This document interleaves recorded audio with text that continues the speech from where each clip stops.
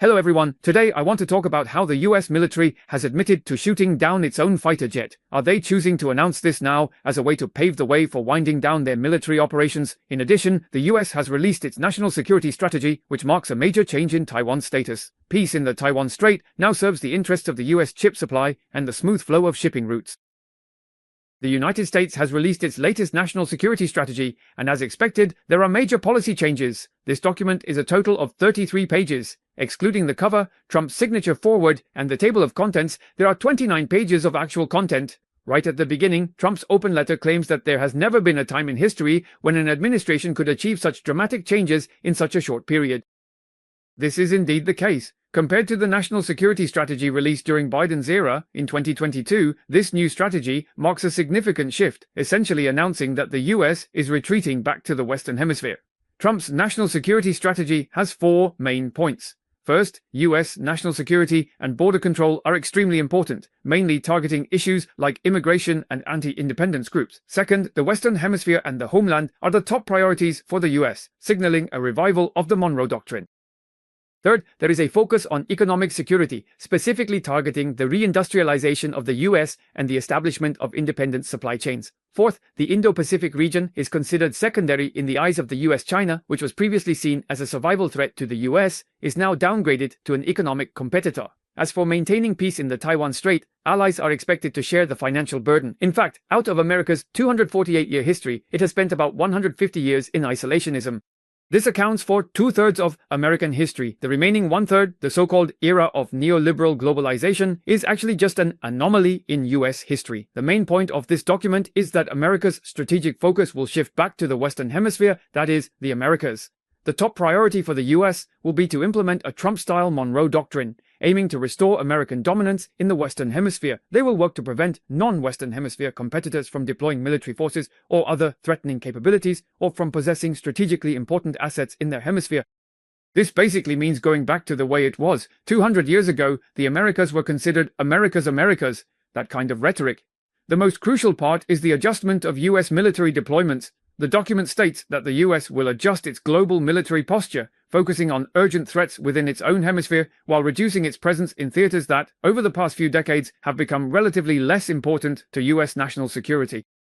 Trump's decision for America's strategic contraction is clearly a pragmatic choice made out of necessity. Speaking of the Eastern Hemisphere and the Asia-Pacific region, there's a new way of describing China. The US no longer defines China as its primary threat or as the most decisive challenge, terms that were used in previous US national security strategies. Now, this document is different from the 2022 Biden-era national security strategy. During Biden's time, the document frequently used PRC, meaning the People's Republic of China, to refer to China, but in Trump 2.0's version, the entire national security strategy uses China to refer to the country, unlike the Biden administration's wording, which had some subtle intentions. Back then, they were actually hinting that the People's Republic of China on the mainland and the Republic of China in Taiwan were not the same. But it seems Trump isn't playing these kinds of word games. He simply uses China to describe it, which gives a bit more of a one China flavor. This is probably also why, according to rumors, Treasury Secretary Bessent has been constantly revising the language in the document to lessen the negative impact on US-China relations.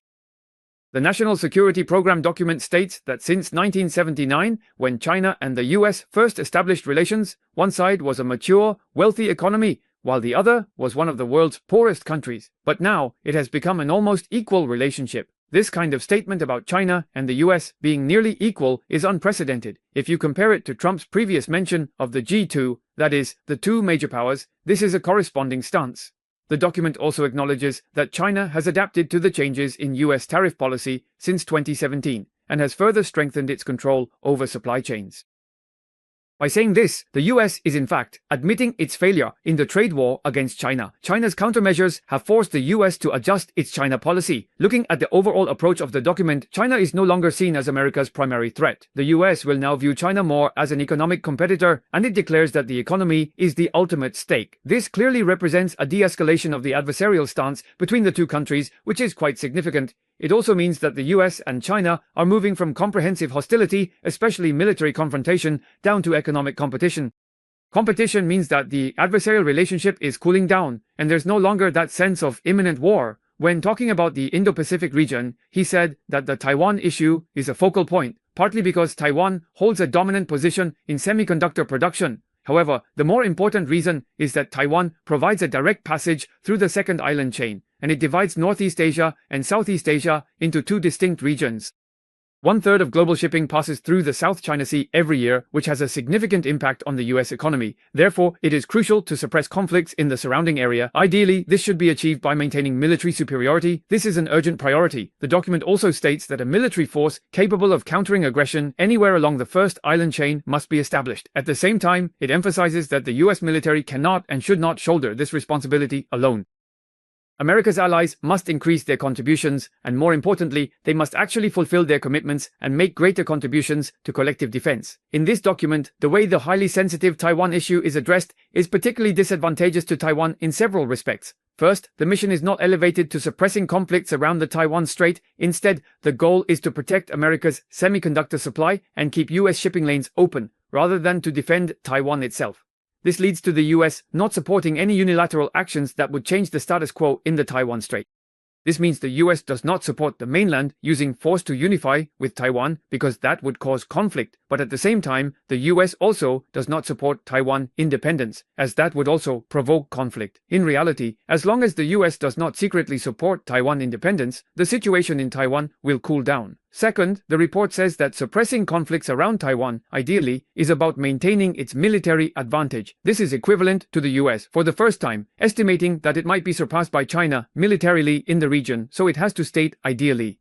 This kind of phrasing means that it may not necessarily be the case.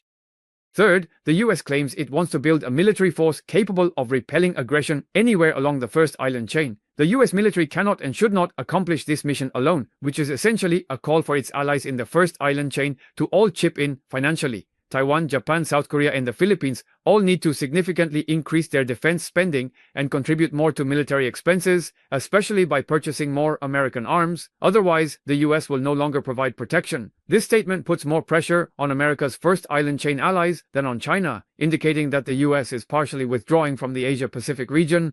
This is extremely forceful. Seeing the US only promising protection under so many conditions should make Taiwan break out in a cold sweat. As for the European document, unlike the cautious language used when talking about China, sometimes even omitting the subject, it is much more direct and openly critical.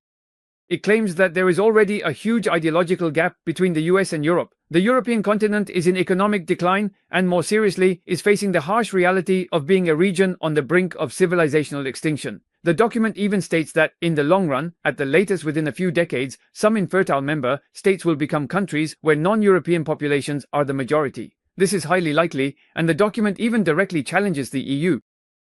It asserts that the United States should cultivate forces in various European countries to resist Europe's current development trajectory. The document directly praises the growing political influence of Eurosceptic far-right parties in Europe, and the US encourages its political allies in Europe to promote this kind of spiritual revival. As the influence of these foreign parties in Europe continues to rise, if they are able to take power in multiple EU countries, it would undoubtedly create enormous optimism for the future. Trump states in the document that this is essentially about directly supporting far-right parties in Europe to seize control of various European countries.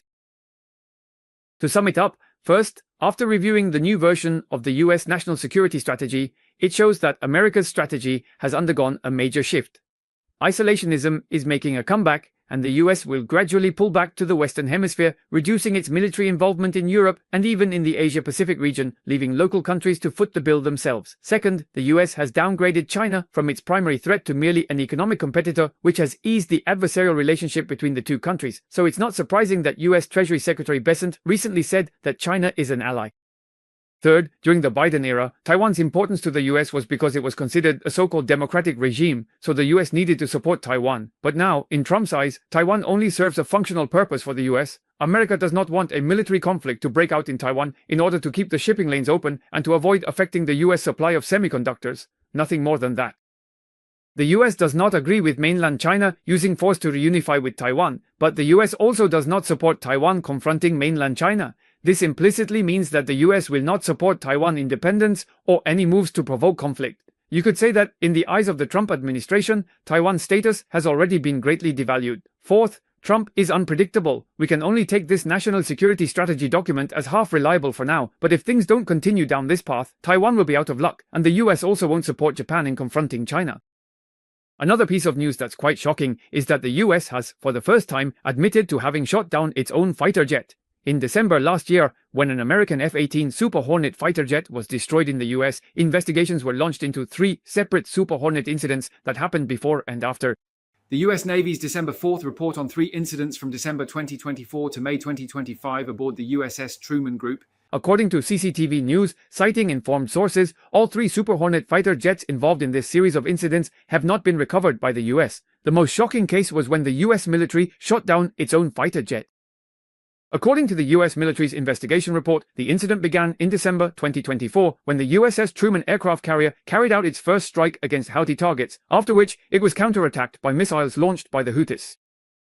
At that time, the USS Gettysburg, a missile cruiser belonging to the USS Macau aircraft carrier strike group, mistakenly identified several Super Hornet fighter jets taking off from the carrier as Houthi missiles and opened fire on 2 of them. 1 Super Hornet was mistakenly shot down and the 2 airmen on board ejected and survived. The investigation concluded that the carrier strike group shot down 2 Houthi anti-ship missiles and 2 one-way attack drones during the incident.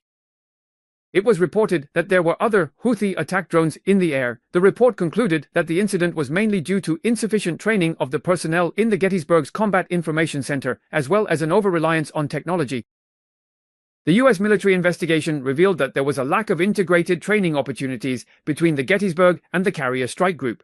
The cruiser also lacked effective support, and there was a lack of cohesion within the strike group, which led to the misidentification of the aircraft and the subsequent attack. In addition, another aircraft narrowly avoided being attacked, and a second crash incident was related to a deck operation error when, in April 2025, the carrier made a sharp turn to evade Houthi fire.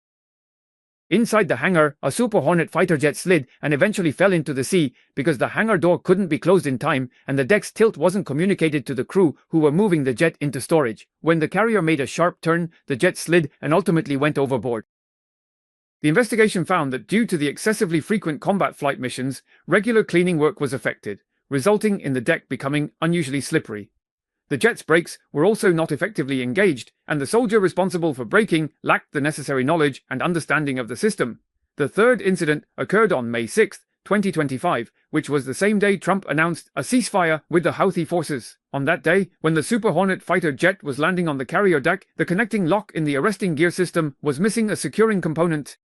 It gradually shifted out of place and eventually broke, causing the suspended fighter jet to fall into the sea. The investigation also pointed out that maintenance personnel found it difficult to balance maintenance and operational demands, with many staff members considering the fast operational tempo to be the biggest challenge for maintenance work. To sum up simply, first, the US Navy casually lost 3 Super Hornet fighter jets, including one that was actually shot down by its own side, which is truly outrageous.